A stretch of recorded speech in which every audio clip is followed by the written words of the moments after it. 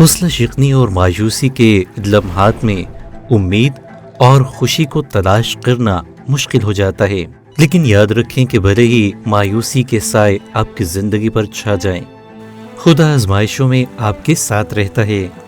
تنہائی ایک بھاری بوجھ کی طرح محسوس ہو سکتی ہے، لیکن یاد رکھیں خدا کبھی بھی آپ سے دستبردار نہیں ہوا۔ تاریکی کے طوفان برپا ہو سکتے ہیں، لیکن اس سچائی کو مت بھولیں کہ سب کچھ خدا کے اختیار میں ہے۔ جب ہم مکمل طور پر ہمت ہار بیٹھتے ہیں تو یاد رکھیں خدا ہی آپ کی طاقت ہے۔ خدا کے کلام میں موجود حوصلہ افزائی کے الفاظ ہماری راہ کے لیے روشنی اور ہمارے قدموں کے لیے چراغ ہیں۔ یہاں تک کہ اگر ہم انتہائی مایوس ہو جائیں تو خدا کے وعدے ہمارے لیے تسلی اور خوشی کا باعث بنتے ہیں۔ خدا آپ کو امن و سکون بخشتا ہے، وہ آپ کی دعاؤں کو سنتا ہے۔ حوصلہ شکنی کے وقت خدا آپ کا مضبوط لنگر ہے۔ آئیے ڈاکٹر ڈیوڈ جرمایا کے ساتھ خدا کے کلام میں اور زیادہ گہرائی سے جاننے کے لیے مل کر شامل ہوں۔ آج ٹرننگ پوائنٹ پر آپ خدا کے پیار اور اس کی قوی امید کا تجربہ کریں گے۔ آئیے تبدیلی کے سفر کے اس پیغام کو سنیں۔ عزیز مومنین، کبھی بھی مایوس یا نا امید مت ہوں۔ یہ مت سوچیں کہ آپ یہ نہیں کر سکتے یا کسی نے آپ کے لیے برا بھلا کہہ دیا ہے۔ رکیے اور صرف خدا سے دعا کیجیے، اس سے مدد مانگیے، دعا میں جھک جائیے تو آپ کی دعا ضرور قبول ہوگی۔ تبدیلی کے سفر کے اس پروگرام کو دیکھنے کا شکریہ۔ اب ملاحظہ کیجیے ڈاکٹر ڈیوڈ جرمایا کا خصوصی پیغام خدا آپ کی دعاؤں کو سنتا ہے۔ میں نے ایک مرتبہ ایک ماں کے بارے میں کہانی سنی جسے اسکول سے فون آیا کہ اس کی چھوٹی بیٹی سخت بیمار ہو گئی ہے۔ وہ فوراً بچی کو لینے گئی، پھر اس نے ڈاکٹر کو فون کیا، مگر ڈاکٹر اس دن نہایت مصروف تھا۔ اس نے اگلی صبح آنے کا وقت دیا۔ اس نے اس دوران اسے چند ادویات لکھ دیں تاکہ وہ بچی کو دے اور علامات میں کچھ کمی واقع ہو۔ چنانچہ ماں نے اپنی بیٹی کو بستر پر لٹایا اور فارمیسی کی طرف گئی اور دوا خریدی اور جلدی گاڑی کی طرف دوڑی۔ لیکن وہ بہت پریشان ہوئی جب اسے پتا چلا کہ وہ چابیاں گاڑی کے اندر ہی بھول گئی ہے۔ اس نے بیٹی کو بتایا تو بیٹی نے کہا کہ ماما آپ ایک ہینگر لیں، اسے گاڑی کے شیشے میں سے اندر ڈالیں اور کھینچیں تو دروازہ کھل جائے گا۔ ماں کو بیٹی کی یہ بات سن کر بہت حیرانی ہوئی، لیکن اس کے باوجود بھی وہ دوبارہ سے اسٹور میں گئی، وہاں سے ایک ہینگر خریدا اور اس نے کوشش کی، لیکن وہ دروازے کو نہ کھول پائی۔ وہ نہایت پریشان ہو گئی اور اس نے خداوند سے دعا کی، اے خداوند مجھے سمجھ نہیں آ رہا کہ میں کیا کروں، میری چابیاں گاڑی میں بند ہو گئی ہیں، میری بیٹی گھر پر بیمار ہے اور میں اس ہینگر کے ساتھ یہاں پر کھڑی ہوں، براہ کرم مدد بھیجیے۔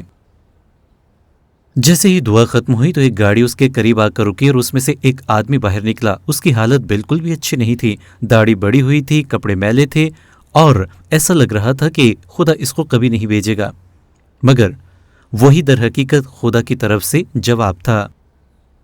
خاتون نے اس سے کہا کہ کیا آپ میری مدد کر سکتے ہیں؟ تو اس نے پوچھا کہ مسئلہ کیا ہے؟ اس نے اسے اپنا مسئلہ بتایا تو اس نے اس سے کہا کہ یہ ہینگر مجھے دو۔ اس نے تار والے اس ہینگر کو لیا، اس کو تھوڑا سا موڑا اور پھر گاڑی کے شیشے میں سے ڈال کر دروازے کو بآسانی کھول دیا۔ عورت یہ سب دیکھ کر اس قدر خوشی سے بھر گئی کہ اس نے اس آدمی کو گلے سے لگا لیا اور یہ لفظ دہراتی گئی کہ تم بہت اچھے ہو، تم بہت اچھے ہو۔ آدمی نے جواب دیا، سنو میں ایسا نہیں ہوں، میں آج ہی جیل سے رہا ہوا ہوں۔ عورت نے آسمان کی طرف ہاتھ بلند کر کے کہا، خداوند آپ کا شکریہ کہ آپ نے ایک ماہر کو بھیجا ہے۔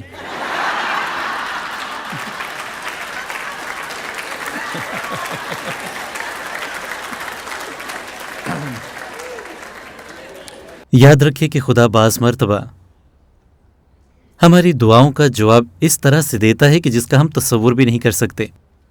در حقیقت جب ہم شیطان کے خلاف روحانی جنگ میں غالب ہوتے ہیں تو دعا انتہائی اہم کردار ادا کرتی ہے، اور پالوس رسول اسی بات کا ذکر کرتا ہے اور اس کے بعد میں یہ بیان کرتا ہے کہ روح کی تلوار جو خدا کا کلام ہے لے لو اور ہر وقت اور ہر طرح سے روح دعا اور منت کرتے رہو اور اسی غرض سے جاگتے رہو کہ سب مقدسوں کے واسطے بلا ناغہ دعا کیا کرو۔ افسیوں باب 6 آیت نمبر 17 اور 18۔ یہ انتہائی شاندار اور گہرے الفاظ ہیں جو ہماری زندگیوں میں دعا کی اہمیت کو اجاگر کرتے ہیں۔ یہ ایک ایسا खुफिया राब्ता है जो हमें क़ादिर मुतलक खुदा के साथ मुंसलिक करती है। दुआ हमें खुदा के साथ गुफ्तगू करने का मौका फराहम करती है और ये भी कि हम खुदा के साथ किस तरीके से अपने मामलात को पेश कर सकते हैं। मैं आपके सामने दुआ से मुतालिक चंद अहम नुकात रखना चाहूँगा जो आपको इसकी अहमियत को समझने में मदद फराहम करेंगे। इनमें सबसे पहला ये है कि बिला नागा दुआ की इस्तकामत। कलाम खुदा में बयान है, बिला नागा दुआ किया करो। फिर लूका बाब 18 में यूं बयान है, हर वक्त दुआ करते रहना और हिम्मत ना हारना। इसका मतलब ये हरगिज़ नहीं है कि हम एक ही तरह के अल्फाज हर वक्त दोहराते रहें, बल्कि इसका मतलब यह है कि हम खुदा के साथ हमेशा राब्ते में रहें, जैसे एक सिपाही अपने कमांडर के साथ हमेशा राब्ते में रहता है।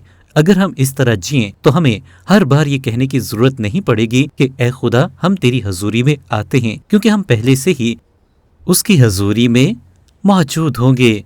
और याद रखें कि बिला नागा दुआ करने से मुराद यही है कि हम खुदा के साथ मुसलसल राब्ते में रहें, ये बिल्कुल भी टूटने ना पाए। ये हमें मुस्तकिल मजाजी सिखाता है। खुदा अपने वक्त पर हर काम को अंजाम देता है, हमारे वक्त पर नहीं। इसलिए हमें दुआ में साबित कदम रहने की ज़रूरत है कि हम खुदा की मर्ज़ी को जानकर उसके मुताबिक अमल करें। इसकी एक मिसाल हमें मौजूदा दौर में टेवी के किरदार में मिलती है, जो कि एक स्टेज प्ले और फेडलर ऑन द रूफ फिल्म का एक अहम किरदार है। इसे दूध बेचने वाला दिखाया गया है, लेकिन वो हमेशा खुदा के साथ राब्ते में रहता। वो अपने घर में आसपास के लोगों के साथ जब भी गुफ्तगू करता तो वो इस बात का बरबला इजहार भी करता। वो खुदा के साथ ऐसे गुफ्तगू करता जैसे किसी दोस्त के साथ कर रहा हो। जो कुछ भी उसके जहन में आता वो इस बात का इजहार खुदा के साथ भी जरूर करता। लिहाजा हर वक्त दुआ करते रहने से मुराद यही है कि हर वक्त खुदा के साथ राब्ते में रहें।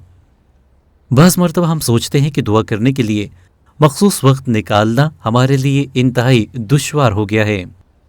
अगर आप किसी तेज़ रफ्तार कार को अपनी जानिब आता हुआ देखते हैं तो आप फौरन से पुकार उठते हैं कि ए खुदावंद मदद करना। यूँ समझ लीजिए ये भी इस बात का इजहार है कि कहीं ना कहीं आप खुदा के साथ मुंसलिक हैं। अजीज़ों, खुदा के सामने माजी, हाल और मुस्तकबिल तीनों वक्त बराबर मौजूद हैं। सब कुछ उसके सामने हाल ही की तरह है। हमारे लिए वक्त माजी, हाल और मुस्तकबिल का मुख्तलिफ जायज़ा है, लेकिन खुदा के सामने सब कुछ बराबर है। इसलिए खुदा हमारे नहीं बल्कि अपने तरीक़ाकार के मुताबिक काम करता है। हम सोचते हैं कि ऐसा दुरुस्त होना चाहिए था, लेकिन खुदा का मंसूबा और खुदा का मकसद दरअसल कुछ और ही होता है, और उसी मकसद में हमारे लिए बेहतरी होती है।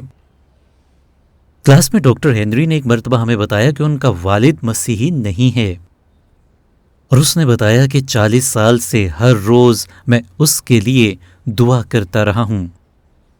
कुछ अरसा के बाद मैं उसी क्लास में मौजूद था और उसने बयान किया कि उसका बाप इंतहाई बीमार है और करीबुल मर्ग है, लेकिन उसने खुदावंद यीशु मसीह को अपना निजात दहिंदा होने के तौर पर कबूल किया है। 40 साल तक वो प्रोफेसर दुआ करता रहा। अजीज मोमिनीन, कभी भी मायूस या ना उम्मीद मत हों। ये मत सोचें कि आप ये नहीं कर सकते या किसी ने आपके लिए बुरा भला कह दिया है। रुकिए और सिर्फ खुदा से दुआ कीजिए, उससे मदद मांगिए, दुआ में झुक जाइए तो आपकी दुआ जरूर कबूल होगी।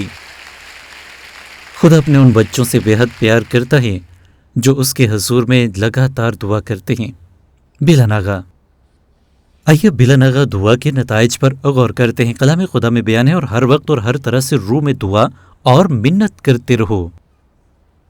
ये बहुत मुख्तसर से अल्फाज है लेकिन बहुत गहरे हैं। इनसे मुराद ये है कि दुआ की कोई भी हद मुकर्रर नहीं है, यानी आपने हर लम्हा, हर बात के लिए, हर सोच के लिए, हर इरादे के लिए खुदा से दुआ करनी है।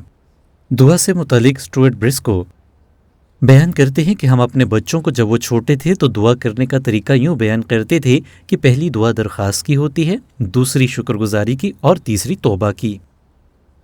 ये तीनों तरह की दुआएं ऐसी दुआएं हैं जिनमें आप अपने तमाम तर मामलात को समो सकते हैं, अपनी ज़रूरियात को, खुदा क़ादिर मुतलक की तारीफ़ व तमजीद को, शुक्रगुजारी को और अपने किए हुए गुनाहों पर पशेमान होकर तौबा करने को। इन दुआओं में आप अपनी ज़िंदगी के तमाम मामलात को लेकर खुदा के सामने पेश हो सकते हैं, उससे मदद और इल्तिजा कर सकते हैं और वो जवाब देता है। اگلی بات بلا ناغہ دعا کی درخواست ہے. کلام بیان کرتا ہے اور ہر وقت اور ہر طرح سے روح میں دعا اور منت کرتے رہو. دعا کا مطلب ہے مانگنا. بنیادی طور پر اس لفظ کا یہی مطلب ہے. جب ہم مانگتے ہیں تو دعا کام کرتی ہے.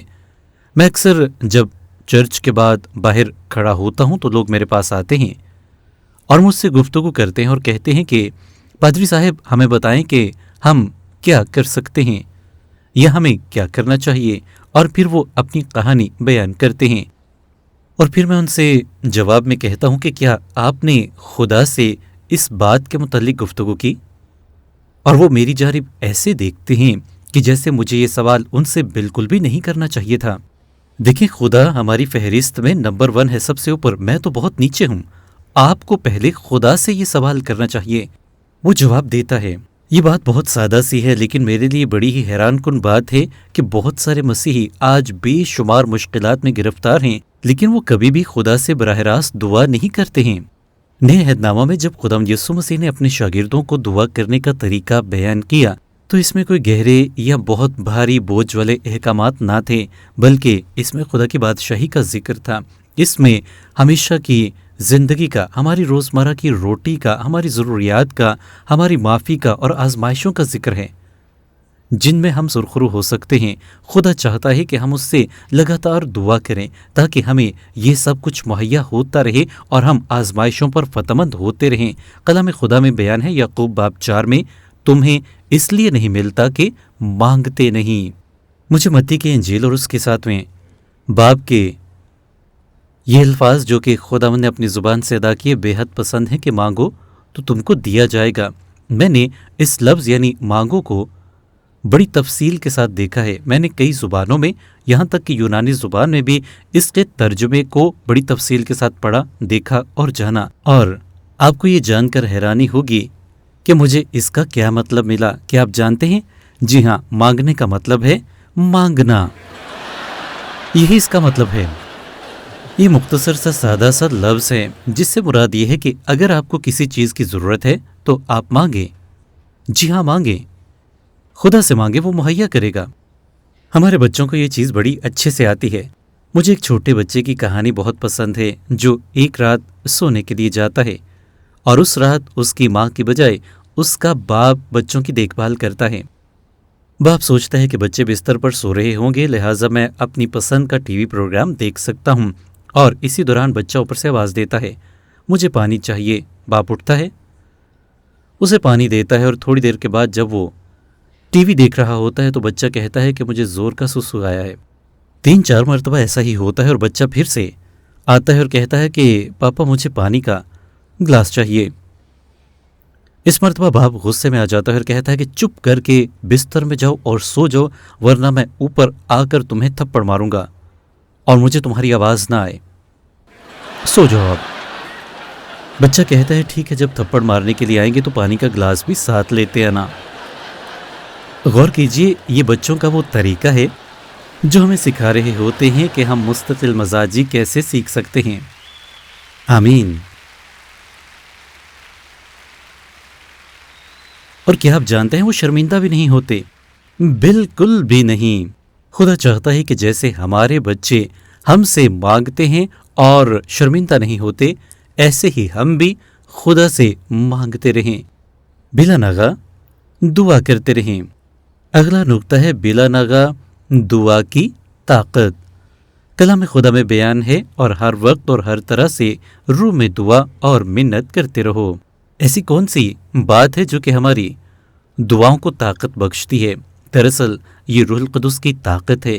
روح القدس خدا باپ کے ساتھ ایک ہے. روح القدس خدا کا تیسرا اقنوم ہے، یعنی وہ خدا باپ کی مرضی سے مکمل طور پر واقف ہوتا ہے اور ہماری الجھی ہوئی دعاؤں کو، ہمارے الجھے ہوئے الفاظ کو وہ ترتیب بخشتا ہے اور ان کو خدا باپ کے سامنے پیش کرتا ہے، اور انہی کا اثر ہم اپنی زندگی میں بڑی قوت کے ساتھ محسوس کرتے ہیں.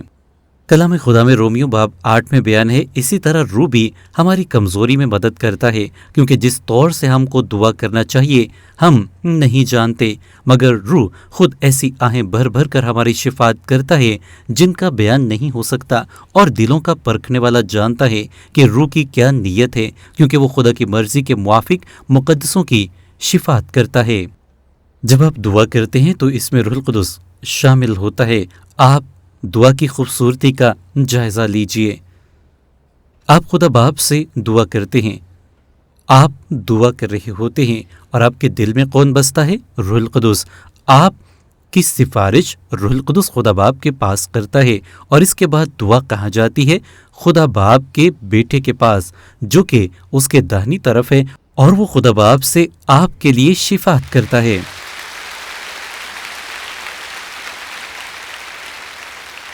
اگلی اہم بات بلا نغہ دعا کی درستگی ہے۔ کلام خدا بیان کرتے ہیں، اور ہر وقت اور ہر طرح سے روح میں دعا اور منت کرتے رہو، اور اسی غرض سے جاگتے رہو۔ اب یہاں پر جاگنے سے کیا مراد ہے؟ جی ہاں، اس کا مطلب جاگنا ہی ہے۔ کیا کبھی آپ کے ساتھ ایسا ہوا ہے کہ آپ دعا کرتے ہوئے سو جائیں؟ جی تو بتائیے۔ فکر مت کیجیے، میں کسی کو بتانے والا نہیں ہوں۔ پولس رسول یہاں پر ایک فوجی کے تصور کو برقرار رکھے ہوئے ہے، کیونکہ وہ جانتا ہے کہ ہمیں سچ مچ ایک دشمن کا سامنا ہے۔ اس نے اس آیت میں ہر وقت اور جاگتے رہنے جیسے الفاظ کا استعمال کیا ہے۔ یہ جنگی حالات ہیں، یعنی ہمیں ہر وقت ہوشیار رہنا ہے، ہماری آنکھیں کھلی رہنی چاہیے، اور ہم نے اپنے آپ کو حالت جنگ میں سمجھنا ہے۔ شیطان یعنی ہمارا دشمن ہم پر شک و شبہات اور فتنوں کی صورت میں حملہ کرتا ہے، لیکن یہ اس صورت سچ ثابت ہوتے ہیں جب آپ دعا نہیں کرتے۔ لہٰذا اپنے لیے روزانہ بلا ناغہ دعا کا وقت نکالیں، اپنی دعاؤں کو مسلسل جاری رکھیں، اپنے دن کے تمام معمولات میں بڑی باقاعدگی کے ساتھ دعا کو ترجیح دیں۔ اگر آپ دعا نہیں کرتے تو وہ تمام چیزیں جو کہ شیطانی اور دنیاوی ہیں یقینی طور پر آپ پر حاوی ہو جاتی ہیں، اور اگر آپ کو یہی نہیں پتا کہ کس کے لیے دعا کرنی ہے، تب بھی آپ خدا کے حضور میں دعا کریں۔ یقین رکھیں کہ خدا آپ کے دل کی نیت اور ارادے اور سوچوں کو جانتا ہے۔ کلام خدا میں بیان ہے، دعا کرنے میں مشغول اور شکر گزاری کے ساتھ اس میں بیدار رہو۔ اگلی بات جو کہ میں آپ کو بیان کرنا چاہتا ہوں وہ بلا ناغہ دعا کی استقامت ہے۔ کلام خدا میں بیان ہے افسیوں باب 6 آیت نمبر 18 میں، اور ہر وقت اور ہر طرح سے روح میں دعا اور منت کرتے رہو، اور اسی غرض سے جاگتے رہو۔ عزیزو، یہ بہت ہی شاندار کلام ہے، یعنی آپ نے ہر طرح سے ہر وقت اور دعا میں جاگتے رہنا ہے۔ یاد رکھیں، جب آپ خدا کے ساتھ دعا میں ہمیشہ منسلک رہتے ہیں تو آپ روز بروز اپنی روحانی ترقی میں بڑھتے جاتے ہیں، اور آپ خدا کی مرضی کو اپنے لیے جان پاتے ہیں۔ بعض مرتبہ زندگی میں مجھے ایسا محسوس ہوتا ہے کہ میں کس خاص مقصد کے لیے دعا کروں، تو میں خدا کے حضور میں جھکتا ہوں اور اس سے کہتا ہوں کہ خداوند، تو نے مجھے حکم دیا ہے تجھ سے دعا کرنے کا، بلا ناغہ دعا کرنے کا۔ دیکھ، میں نے تیرے حضور میں اپنے آپ کو جھکایا ہے اور دعا کرتا ہوں۔ تو جانتا ہے کہ میرے لیے کیا بہتر ہے۔ دعا کرتے ہوئے خدا کے ساتھ ہمیشہ مخلص رہیں، جو کچھ آپ کے دل میں ہے وہ اس کے سامنے بیان کریں۔ کیا آپ نے کبھی باریکی سے زبوروں کا مطالعہ کیا؟ کس طریقے سے داؤد نے اپنے دل کے محسوسات کو خدا کے سامنے خالی کیا؟ بیشتر زبور پڑھتے ہوئے آپ داؤد کی کیفیت کو جب دیکھتے ہیں تو وہ مشکلات ہی میں گھرا ہوا نظر آتا ہے۔ وہ انتہائی اذیت اور تکلیف کا اپنی زندگی میں مشاہدہ کرتا ہے، لیکن یہی تو اس کی خوبصورتی ہے کہ اس نے کچھ بھی چھپایا نہیں، بلکہ اپنے تمام محسوسات کو خدا کے سامنے بیان کیا۔ یاد رکھیں کہ اگر آپ انتہائی مشکل بھی محسوس کریں تو بھی دعا کرنا مت چھوڑیں، کیونکہ آپ ایک سپاہی کی مانند ہیں۔ اور اکثر میں اپنے آپ کو یہی بات سمجھاتا ہوں، جب میرا بالکل بھی دعا کرنے کو دل نہیں کر رہا ہوتا یا بڑی مصروفیت ہوتی ہے، تو میں یہی بات اپنے آپ سے کہتا ہوں کہ جرمایا، تم ایک سپاہی ہو اور تم نے یہ کرنا ہی ہے۔ اور پھر اگلی بات بلا ناغہ دعا کا مقصد ہے۔ کلام خدا میں بیان ہے، اور ہر وقت اور ہر طرح سے روح میں دعا اور منت کرتے رہو اور اسی غرض سے جاگتے رہو کہ سب مقدسوں کے واسطے بلا ناغہ دعا کیا کرو۔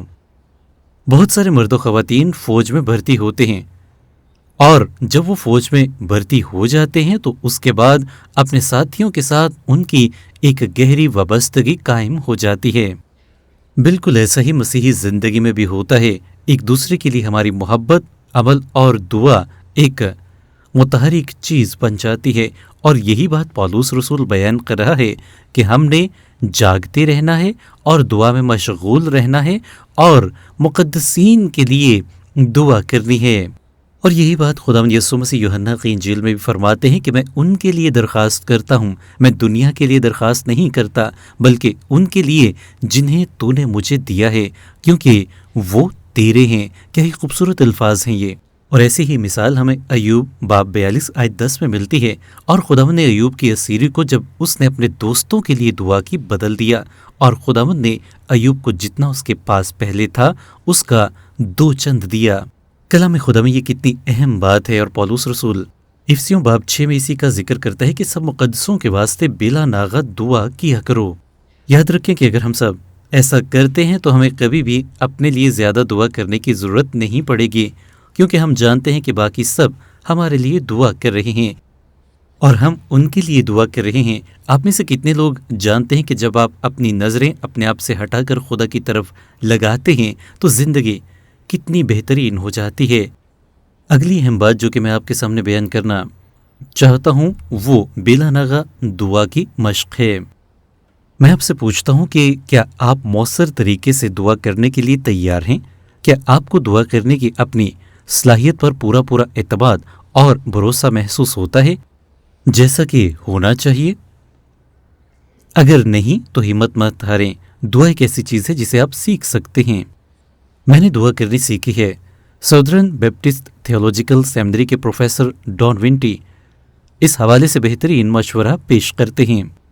وہ بیان کرتے ہیں کہ اگر آپ کوئی غیر ملکی زبان سیکھ رہے ہوں تو سب سے بہترین طریقہ جو اس زبان کو فراوانی سے بولنے اور سیکھنے کا ہے وہ اس کو بولنا ہے، اس کی مشق کرنا ہے۔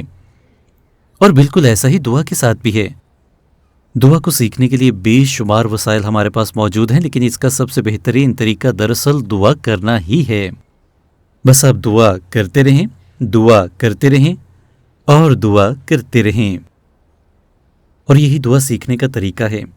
بہترین دعا جو آپ سیکھ سکتے ہیں وہ اس کی مشق کرنے سے ہی ممکن ہے۔ ممکن ہے آپ سوچیں کہ آپ کی دعائیں اتنی خوبصورت نہیں ہیں اس لیے خدا ان کو نہیں سنتا، لیکن یاد رکھیں کہ آپ کی ہر ایک دعا خدا کے حضور میں پہنچتی ہے۔ آپ کی ہر ایک دعا خدا کے حضور میں بہت ہی خوبصورت ہے۔ پھر بھی آپ کہتے ہیں ٹھیک ہے میں دعا کرنے میں کافی عجیب ہوں۔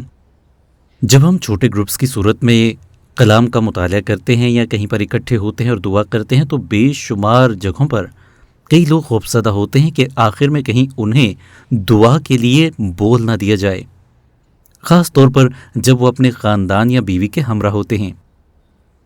اور بعض مرتبہ ہمیں کہنا پڑتا ہے کہ اگر آپ دعا نہیں کرنا چاہتے تو اپنے پاس بیٹھے ہوئے سے کہہ سکتے ہیں۔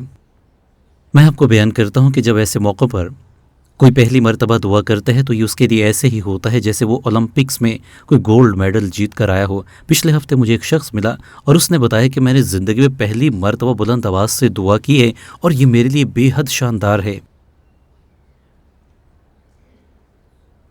آپ کیسے دعا کرتے ہیں؟ کچھ لوگ کہتے ہیں کہ خداوند میں آپ سے دعا کرتا ہوں، میں نے پہلے بھی دعا کی تھی اور دیکھیے میں پھر سے دعا کر رہا ہوں۔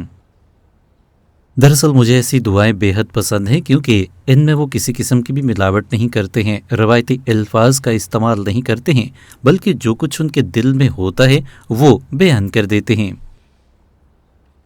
اور یہی بات پولس رسول چاہتے ہیں کہ ہم ان روحانی ہتھیاروں کو حاصل کریں، ہم دعا کو حاصل کریں جو کہ ایک روحانی ہتھیار ہے، مؤثر ترین ہتھیار ابلیس اور شیطان کے خلاف۔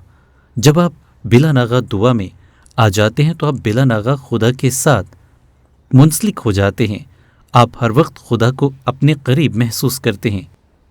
انگلستان کا وزیر اعظم بننے کے بعد ونسٹن چرچل اپنی فوجی کابینہ کے متعلق نہایت فکر مند ہوئے۔ وہ جاننا چاہتے تھے کہ اگر جرمنی نے فضائی حملہ کر دیا جو کہ بہت زیادہ متوقع تھا، تو 600 ٹن بموں کا گرنا کس طریقے سے برداشت کیا جا سکے گا؟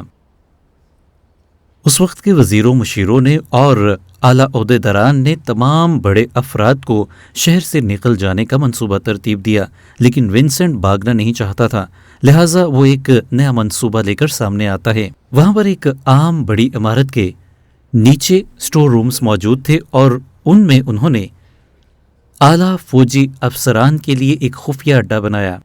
قومی اسمبلی کے قریب یہ انتہائی مضبوط عمارت تھی اور اس کو مزید کنکریٹ کے ساتھ مضبوط بنایا گیا اور اس میں جدید ترین مواصلاتی نظام نصب کیے گئے تاکہ اگر بمباری ہوتی بھی ہے تو کسی بھی طرح کی دقت پیش نہ آئے اور تمام رابطے ہمیشہ بحال رہیں۔ زیر زمین اس بنکر کے دورے کے دوران اس نے اعلان کیا کہ میں یہیں سے جنگ کے لیے ہدایات جاری کروں گا، اور اس کرسی کی طرف اشارہ کرتے ہوئے کہا کہ یہیں سے بیٹھ کے میں جرمنوں کو یہاں سے بھگاؤں گا یا پھر خود یہیں مر جاؤں گا۔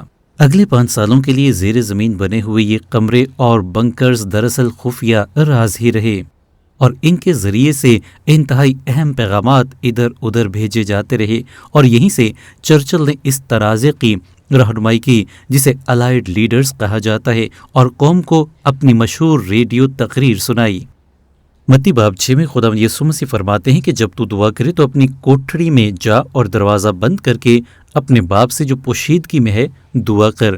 دراصل اس زمانے میں کوٹھڑی ایک ایسا کمرہ ہوتا تھا جہاں پر چیزیں رکھی جاتی تھیں، یا یوں کہہ لیجئے کہ یہ اسٹور رومز ہوتے تھے۔ ابتدائی دور میں مسیحی انہی کمروں میں جا کر دعا کے لیے اکٹھے ہوا کرتے تھے۔ دراصل کسی بھی گھر میں یہی وہ جگہ ہوتی تھی جہاں پر عام طور پر خاموشی ہوتی تھی، اور اسی خاموشی میں جب آپ دعا کرتے ہیں تو آپ خدا کے ساتھ منسلک ہونے کے قابل بن جاتے ہیں۔ یوں سمجھ لیجئے کہ یہ خدا کے ساتھ ایک خفیہ بات چیت ہے جس کا آپ کو ضرور جواب ملتا ہے۔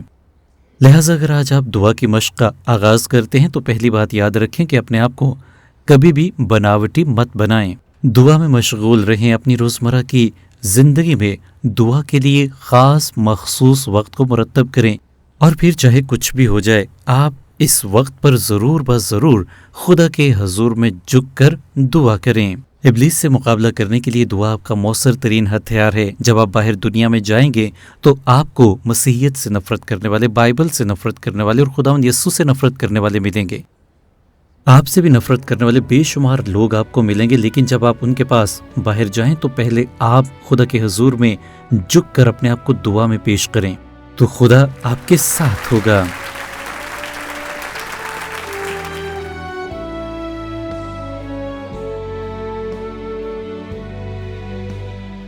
تبدیلی کے سفر میں شریک ہونے کا شکریہ۔ جتنا زیادہ ہم خدا کے کلام کا مطالعہ کرتے ہیں اتنا ہی زیادہ اس بات کو جان پاتے ہیں کہ قادر خدا ہم سے شخصی تعلق رکھنا چاہتا ہے۔ اگر آپ اس سے اپنا شخصی تعلق بنانا چاہتے ہیں تو سب سے پہلا قدم جو آپ اٹھا سکتے ہیں وہ اپنے گناہوں پر پشیمان ہونا ہے اور خداوند یسوع مسیح کو اپنا نجات دہندہ خداوند ہونے کے طور پر قبول کرنا ہے۔ جب آپ ایسا کریں گے تو مسیح یسوع میں آپ کی نئی زندگی کی شروعات ہوگی، اور اگر آپ ایسا کر چکے ہیں تو میں چاہوں گا کہ آپ اپنی گواہی ضرور اپنے آس پاس کے لوگوں اور مقامی کلیسیا میں پیش کریں اور اپنے ایمانی سفر کو یوں ہی جاری رکھیں۔ خداوند آپ کو بہت برکت عطا فرمائے۔ میں تبدیلی کے سفر کے اگلے پروگرام میں آپ کو دیکھنا چاہوں گا۔